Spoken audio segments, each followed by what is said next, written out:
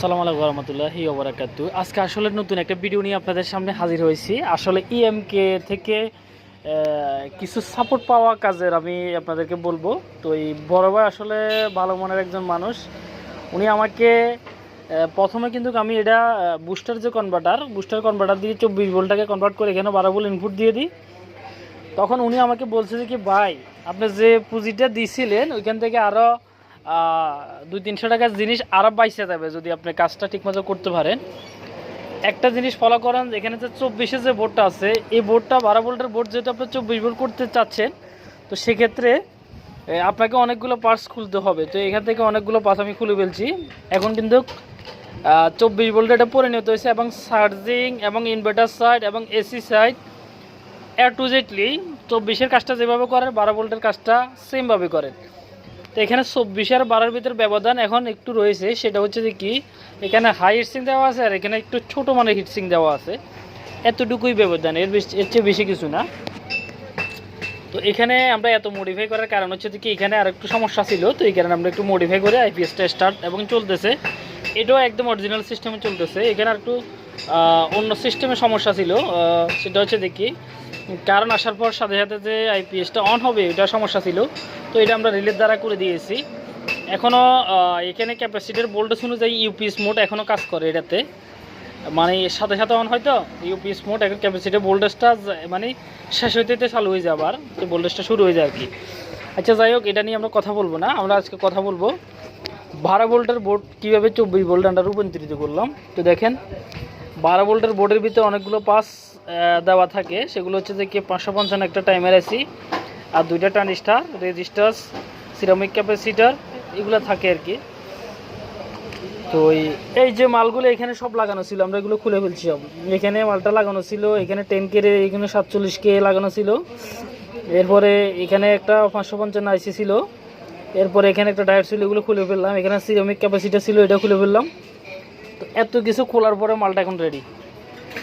আচ্ছা দেখেন battery full charge হয়ে গেছে 27.4 ভোল্ট। আর এখানে আপনাদেরকে যদি একটু দেখায়,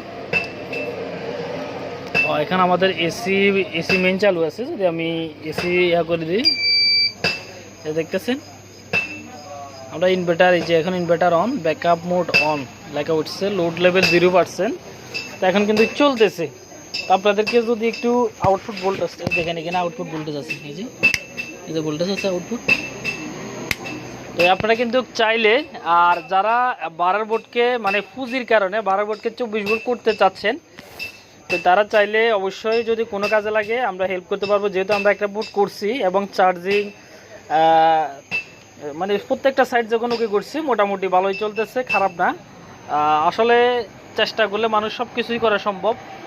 এই বোর্ডটা একদম সেম বোর্ড, সেম ডিজাইন, সব কিছুই সেম করা হয়েছে, মাগার এটা 24 করছে আর এটা 12 করছে। এটাতে কিছু পার্ট বাড়তি লাগানো হয়েছে 12-র জন্য, যেখানে আনুষঙ্গিক কিছু পার্ট বাড়তি লাগানো হয়েছে। তবে এই বোর্ডটা হালকা বেশ কম, এই বোর্ডটার সাইজ একটু হালকা বড়, এই বোর্ডটার সাইজ একটু হালকা, মানে এই সাইজে একটু চিকন আর কি, এই সাইজে একটু চিকন, আর এই বোর্ডটা একটু চ্যাটপা টাইপের, এটাই ব্যবধান, হলে আর কিছুই না। আর হিটসিং যা আছে যেগুলো দেওয়া আছে এগুলো মোটামুটি খারাপ না, আমি দেখছি ভালোই হিটসিং।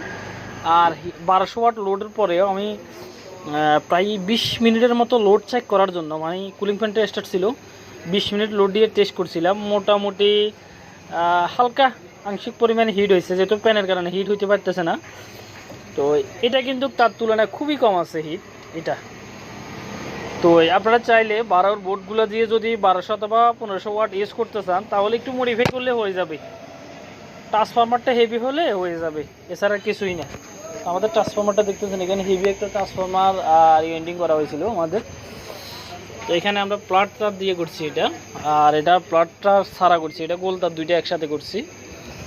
তো আমাদের ভিডিওগুলো যদি আপনাদের ভালো লাগে অবশ্যই পেজটি ফলো করে সবার সাথে থাকবেন। তো আরেকটা কথা বলি এখানে, সেটা হচ্ছে যে কি এই যে রেজিস্ট্যান্সগুলো, এখানে রেজিস্ট্যান্সের বিভিন্ন মানগুলো চেঞ্জ করতে হয়, নইলে কিন্তু মানে চার্জ হইতে থাকবে, এক দাগ দেখাবে। এখানে 12 ভোল্টের যেহেতু বোর্ড ছিল, মানে এখানে চার্জ দেখাবে শুধু এক দাগ, এরপর শুধু চার্জ দিতে থাকবে। ব্যাটারি বাস্তবের পরেও এখানে এক দাগ দেখা যাবে, মানে ফুল চার্জের সিগন্যালটা আসবে না, অথবা ক দাগ আছে ততটুকু আসবে না। তো এখানে সেম যে 12 ভোল্টের যে 24 ভোল্টের যে বোর্ডটা, এখানে যে মানে রেজিস্ট্যান্স সেট আপ ছিল ওই মানের প্রত্যেকটা রেজিস্টার যেখানে আমরা সেট আপ করছি এটা 24 ভোল্টে পরিণত করার জন্য। তো এই আসলে অনেক বক বক করে ফেললাম। তো এই সবাই ভালো থাকেন, সুস্থ থাকেন। তো আমি একটা কথা বলে যাই, ইএমকে পাওয়ার ইলেকট্রনিক্স আইপিএস হাউস আর কি। তো এই ওনার থেকে আসলে পর্যাপ্ত পরিমাণ ব্যাকআপ নেওয়া সম্ভব। উনি আসলে খুব ভালো মানের মানুষ।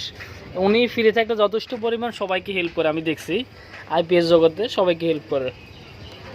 তো একটা কথা বলি, উনি আমাকে একটা কথা বলছে, ভাই যতদিন পর্যন্ত আপনি বোর্ড গাঁথবেন না, মানে নিজে নিজে বোর্ড গাঁথতেন না, ততদিন পর্যন্ত আপনি বোর্ডের কিছু ঠিকঠাক মতো বুঝতেন না। একটা না একটা সমস্যা ফেস করেই যাবেন আপনারা। তো আমি একটা কথা বলি, তো সামনে আমাদের খেয়াল আছে, তাদের থেকে আমরা কিছু মাল ক্রয় করবো এবং প্রত্যেকটা মাল আমরা মানে দেখে দেখে ঘাটবো আর কি। যতক্ষণ না পর্যন্ত আসলে একটা মাল নিজে নিজে অ্যাসেম্বল করতে না পারে, ততক্ষণ পর্যন্ত একটা সমস্যা হয়ে পড়ে আর কি। তো এই সবাই ভালো থাকেন, সুস্থ থাকেন, দেখা হবে নতুন কোনো ভিডিওতে আপনাদের সাথে আমাদের আবারও। আসসালামু আলাইকুম।